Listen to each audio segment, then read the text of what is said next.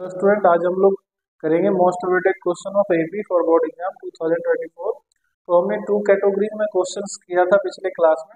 आज की क्लास में हम लोग सीधे कैटेगरी 3 जो कि वैल्यू बेस्ड क्वेश्चन है और सारे क्वेश्चन का वेटेज 3 मार्क्स जो पेपर में एवरी ईयर आते हैं।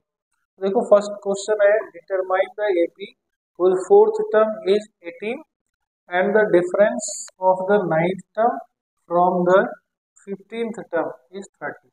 तो हमारे पास गिवन जो है उसको पहले लिख लेते हैं, नोट डाउन कर लेते हैं और देखते हैं। सबसे पहले देखो क्या गिवन था, determine the AP was fourth term is 18। देखो जब भी first term and common difference given नहीं होता है तो हम लोग क्या कर लेते हैं, लेट कर लेते हैं A is the first term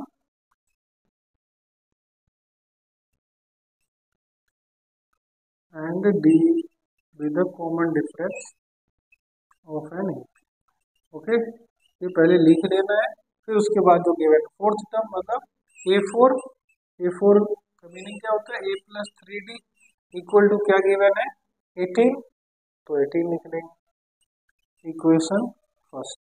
अब अगेन क्या गिवन है, the difference of ninth term from the 15th term, मतलब 15th term minus 9th term equal to 30।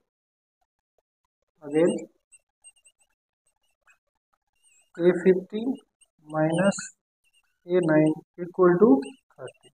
तो A15 का मीनिंग क्या होता है, A प्लस 14d लिख सकते हैं हम लोग, और A9 को क्या लिख सकते हैं, A minus 8d, A plus 8d equal to 30। अब ब्रैकेट ऑन कर लेते हैं, -8 इक्वल टू, देखो A से E कैंसिल हो गया, 14d माइनस 8d कितना हो जाएगा 6d equal to 30, then d equal to 30 divided 6। d की वैल्यू क्या आ गई 5, d इक्वल टू 5। अब d की वैल्यू फर्स्ट इक्वेशन में पुट कर देते हैं, तो हमारा क्या फाइंड हो जाएगा, a put d equal to 5 in equation first. First क्या है, a plus 3d equal to 18, a plus 3 into D की value 5, 3 into 5 equal to 3 into 5 15, then A equal to 18, 15 को उधर शिफ्ट करेंगे तो माइनस हो जाएगा, प्लस है इधर ए इक्वल टू 3। ओके, ए भी फाइंड हो गया, डी भी फाइंड हो गया। अब हमसे क्या पूछ रहा है, डिटरमाइन द एपी। तो ए पता है तो एपी क्या हो जाएगा, फर्स्ट टर्म तो 3, डी की वैल्यू कितना आया था 5, 5 ऐड करते चलो, 5 में 3 ऐड करेंगे कितना हो जाएगा 8, 8 में 5 ऐड करेंगे कितना हो जाएगा 13, 13 प्लस 5 18 डॉट डॉट। तो this is the AP of term fourth term where fourth term is given 18 and the difference between 9 term one from the 15th term is 30। okay, got it। Question हम लोग second question देखते हैं, the 19th term of AP is equal to the 3 times of its sixth term। तो given है, सबसे पहले लिख लेते हैं। जब भी फर्स्ट एंड डी गिवन नहीं होता है तो सबसे पहला वर्क क्या करना है, लेट कर लेना है A the first term and D is the common difference of an। Okay, अब नेक्स्ट जो बोला गिवन क्या था, 19 term of the LEP is equal to the 3 times of it six term. तो लिख लेते हैं A19 जो है वो 3 times of A six term. A19 का मीनिंग क्या होता है, A प्लस 18d, और A6 को क्या लिख सकते हैं, A plus 5d, A plus 18d इधर नेगेटिव 3 से मल्टीप्लाई करना, 3a 5 3 का 15।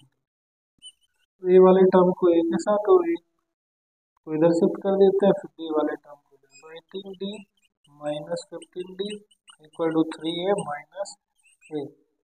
18d माइनस 15d 3d और a minus 3a minus A 2a, and 2a equal to क्या आ गया हमारे पास 3d।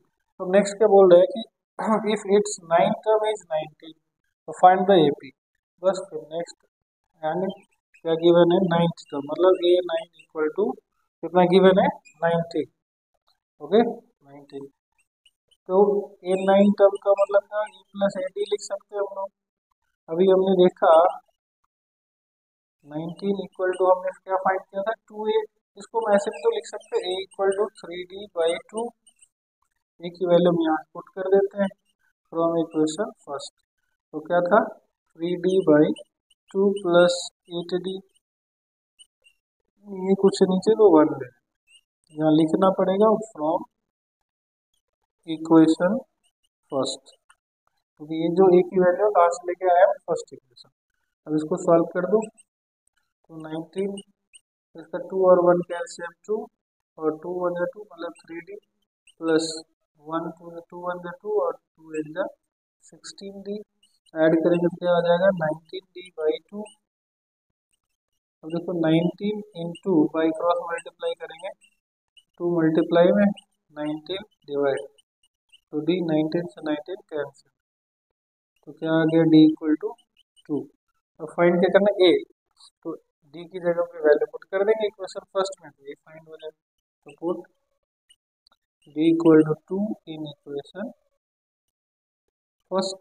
फर्स्ट क्या था, A इक्वल टू 3D/2, मतलब 3D की वैल्यू 2 से 2 कैंसिल, क्या आ गया, D की वैल्यू 3। अब AP लिखना है, AP क्या हो जाता है, फर्स्ट टर्म क्या है हमारा, फर्स्ट टर्म हमने क्या फाइंड किया था यहाँ पे, अभी निकला 3, तो फर्स्ट टर्म 3, D का 2, ऐड कर दे तो 3 to 5, 5 to 7 to 9 to 8। This is an AP।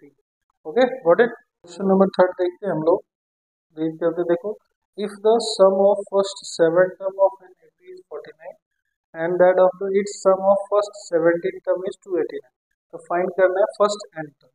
सबसे पहले भाई लिख लेते हैं हम लोग, इसमें first term and n term given नहीं है, तो let A in the first term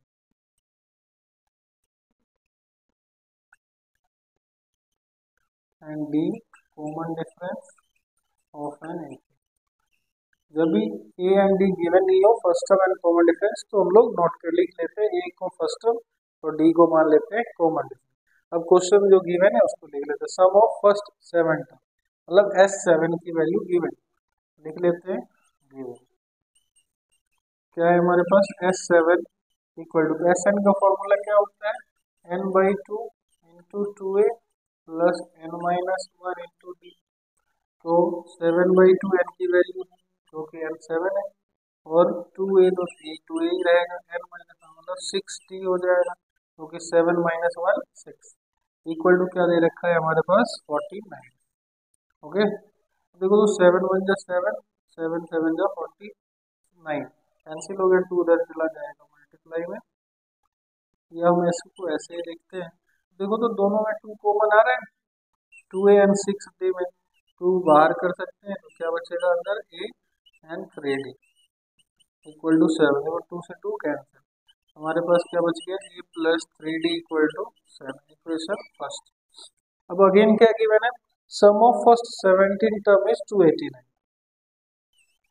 and S17 equal to 289, फिर फॉर्मूला वही 17/2 2A प्लस 17 - 1 16D हो जाएगा।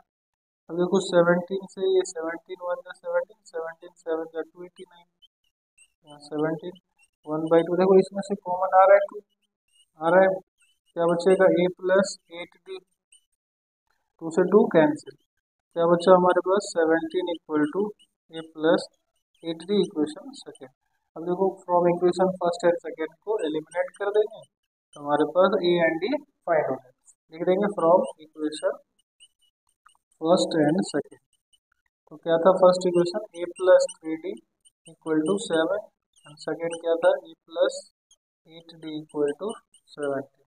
देखो साइन चेंज कर देते, क्योंकि कोफिशिएंट हमें सेम है, तो सिर्फ डायरेक्ट साइन चेंज कर, कैंसिल हो गया, A से प्लस माइनस है, तो अब यहाँ क्या होगा, 8 - 3 मतलब माइनस का 5, माइनस की वैल्यू ग्रेटर है, 17 - 7 माइनस 10, माइनस से minus cancel, D equal to क्या हो जाएगा, 10/5 मतलब 2, तो D की वैल्यू क्या आ गया, 2।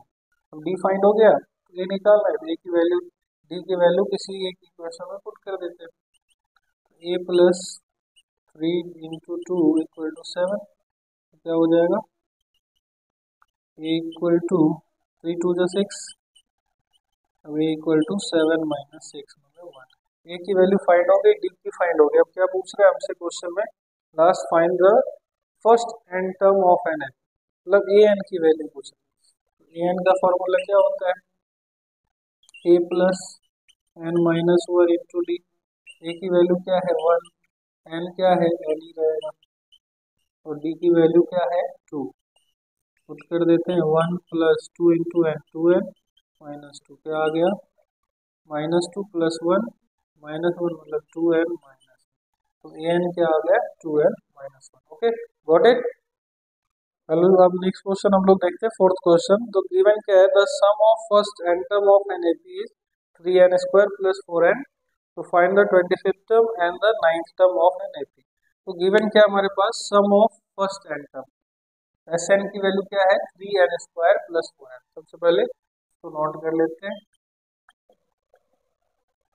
तो एस एन क्या गिवन है हमारे पास 3n² + 4n। अब फाइंड क्या करना है, nth term and 25th term. तो हमने सीखा था प्रीवियस क्लास में, ए एन का फॉर्मूला हमने बताया था S N minus S N minus. S N की वैल्यू हमारे पास है 3n² + 4n, और एस एन माइनस 1 का मतलब क्या है, एन की ओर क्या रिप्लेस कर देना, n माइनस 1, तो n माइनस 1 का होल स्क्वायर है यहाँ पे, तो होल स्क्वायर माइनस इसके, और 4n, तो 4n की जगह क्या हो जाएगा n। ओके, अब सॉल्व कर देते हैं, ये तो एज इट इज हो जाएगा 3a - b का whole square, a² + b² - 2ab, तो 2n हो जाएगा, 4n minus plus minus minus 4। Okay, तो क्या हो गया, as it is 3n² + 4n, अब ब्रैकेट वन कर लेते हैं, तो -3n² -3, तो माइनस माइनस प्लस 6n, और plus minus minus 4n - 4 + 4।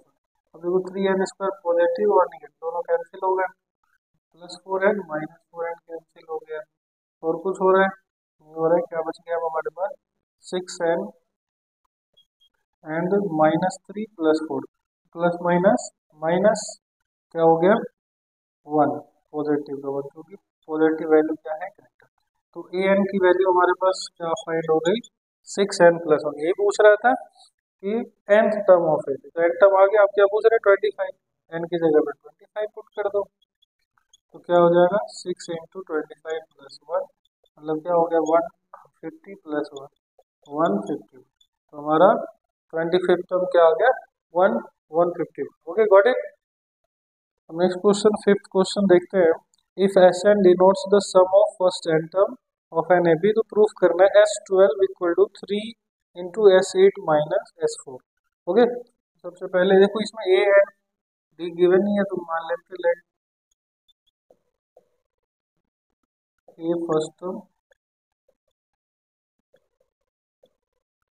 And D common difference. Okay,